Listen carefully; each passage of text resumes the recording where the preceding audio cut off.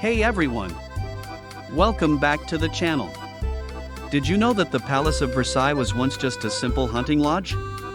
Or that the Eiffel Tower's height changes with the weather? Today, we're diving into these captivating facts and so much more in this thrilling vlog. Paris. Paris is the heartbeat of romance, a city where every corner whispers love. This dazzling jewel of Europe enchants all who visit, weaving a spell of history, passion, and beauty. The magic of Paris lingers in your soul, creating memories that sparkle long after you've left its embrace. Get ready for an unforgettable adventure. Today, we're exploring 3 of the most iconic and breathtaking spots this stunning city has to offer. We'll kick off our day at the majestic Palace of Versailles, then soar to new heights at the Eiffel Tower, and finally, unwind with a serene and scenic Seine River cruise. Let's get started. The Palace of Versailles started as a modest hunting lodge built by Louis XIII in 1623, where he used to come occasionally for hunting and relaxing. It was his son, Louis XIV, who transformed it into a grand palace as a symbol of absolute monarchy and the center of political power in France. The Sun King, as Louis XIV was known, wanted a palace that reflected his glory and the grandeur of his reign. The Royal Chapel, completed in 1710, is a masterpiece of Baroque architecture. It features a stunning vaulted ceiling painted with scenes of the Holy Trinity and the Resurrection. The chapel was the site of daily mass for the royal family and hosted significant events, including royal weddings and baptisms. This was the last structure added in the palace by King Louis XIV. Located in the center of the palace, the king's bedchamber was where Louis XIV held his daily ever and coucher ceremonies, attended by courtiers. This room was the private retreat of the Queen, most famously Marie Antoinette. It features exquisite decor, including a bed with a canopy of embroidered silk and walls adorned with tapestries. The Apollo Room, named after the sun god Apollo, was used as a throne room. It is richly decorated with paintings and sculptures that glorify Louis XIV. The ceiling painting by Charles Le Brun depicts Apollo riding his chariot across the sky, symbolizing the king's power and divine right to rule. The Queen's chamber is where Marie Antoinette spent much of her time. The room is decorated in a Rococo style, with pastel colors, floral motifs, and elegant furnishings. It was here that she gave birth to her children, and it also witnessed the tumultuous events of the French Revolution. Versailles was a focal point during the French Revolution. In October 1789, a mob of angry Parisians marched to Versailles, demanding bread, and forcing the royal family to move to Paris. They looted almost everything from the palace and causing a huge damage to the building. This marked the beginning of the end for the monarchy and the palace's role as a royal residence. The Hall of Mirrors is perhaps the most famous room in Versailles. It stretches over 73 meters and is lined with 357 mirrors that reflect the light from the windows opposite, creating a dazzling effect. The hall was used for court ceremonies and was the site of the signing of the Treaty of Versailles in 1919, which ended World War I. The Hall of Battles, created by Louis Philippe in the 19th century, honors French military victories. It features 33 large paintings depicting significant battles from French history, from the Battle of Tolbiac in 496 to the Battle of Wagram in 1809. The hall also includes busts of famous French military leaders. The Gardens of Versailles are a marvel of landscape design, covering over 800 hectares. Designed by André Le Notre, they feature geometric patterns, grand avenues, and numerous fountains and sculptures. The Grand Canal is a vast waterway that stretches over 1.5 kilometers, used for boating and reflecting the palace's grandeur. It has a large greenhouse that houses orange trees and other exotic plants during the winter. The palace gardens are famous for their elaborate fountains, including the Apollo Fountain and the Neptune Fountain, which come to life during the Grandes Eaux musicales.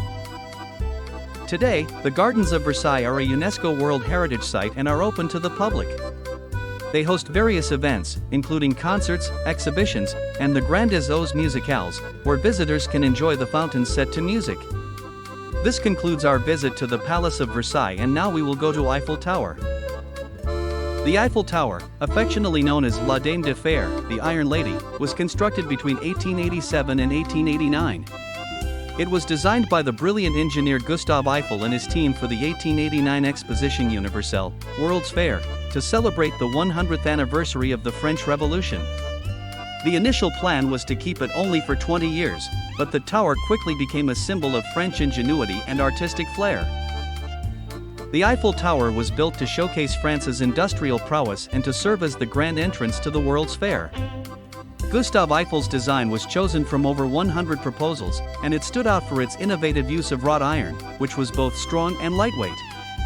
Standing at 330 meters, 1,083 feet, tall, the Eiffel Tower was the tallest man-made structure in the world until 1930. It consists of 18,038 individual iron parts held together by 2.5 million rivets. The tower's unique lattice design allows it to withstand strong winds, and its height can vary by up to 15 centimeters, 6 inches, due to temperature changes. At 57 meters, 187 feet, the first level features a glass floor, exhibitions, and the 58 Tour Eiffel restaurant, offering stunning views of Paris. At 115 meters, 377 feet, the second level provides even more breathtaking views and houses the famous Le Jules Verne restaurant, a Michelin-starred dining experience. At 276 meters, 906 feet, the top level offers panoramic views of the city. Here, you'll find Gustave Eiffel's private apartment, preserved as it was in his time, complete with period furnishings and wax figures of Eiffel and his guests. Visitors can reach the first and second levels via elevators or by climbing the 300-step to first level and 674 steps to second level. To access the top level, an elevator ride is required, even though the stair goes to the top level, but it is not open for public. Public can only use elevator to go to the top level. The elevator usually takes around 10 to 15 minutes to reach the top level. The journey up the tower is an adventure in itself, offering spectacular views at every turn. Surrounding the Eiffel Tower are the enchanting gardens and the picturesque Champ de Mars Park, ideal for a leisurely stroll or a romantic picnic with a view of the Iron Lady herself. This wraps up our magical visit to the Eiffel Tower. Now, let's end our day on a high note with a serene and scenic Seine River cruise. The tradition of attaching padlocks to bridges in Paris, often called love locks, became famous on the Pont des Arts bridge.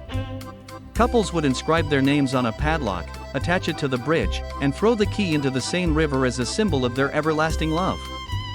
However, the weight of the thousands of locks began to damage the bridge's structure, leading the city to remove them in 2015. Today, while you can still visit the Pont des Arts, adding new locks is prohibited. Despite this, the romantic spirit of the tradition lives on, and the bridge remains a popular spot for visitors to enjoy the beautiful views of the Seine and the surrounding landmarks. The magical Seine River sightseeing cruise lasts about an hour, typically starting near the Eiffel Tower. This offers a stunning perspective of the world-famous monument as you set off on your journey. The cruise provides a delightful overview of Paris's iconic landmarks with engaging commentary. We're opting for an evening cruise to experience the city's charm both in daylight and under the enchanting night sky. Imagine watching the sunset and witnessing the Eiffel Tower's lights twinkle as you glide along the river.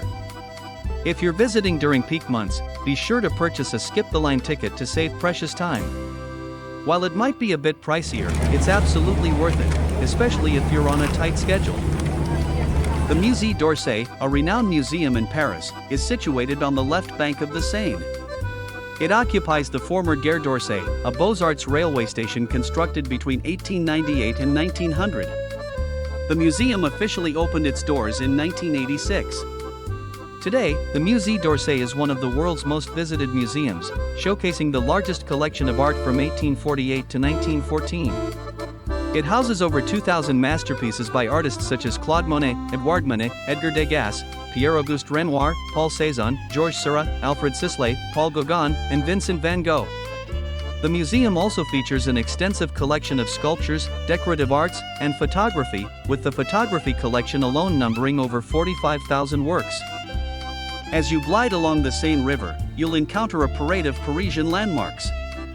Marvel at the grand architecture of the French Academy and catch glimpses of the iconic glass pyramid of the Louvre Museum, home to the enigmatic Mona Lisa. Admire the Gothic splendor of Notre-Dame, its majestic towers mirrored in the Seine's waters. The stunning Pont Alexander III Bridge, adorned with sculptures and gilded lamps, is a sight to behold. And all along the way, the shadows of beautiful buildings dance gracefully on the river's surface. Along the banks of the Seine River, countless romantic spots await lovers seeking a peaceful evening with their significant other, swaying to the rhythm of enchanting music. As the sun sets, the buildings along the river begin to illuminate, their lights shimmering on the water's surface, creating a mesmerizing spectacle.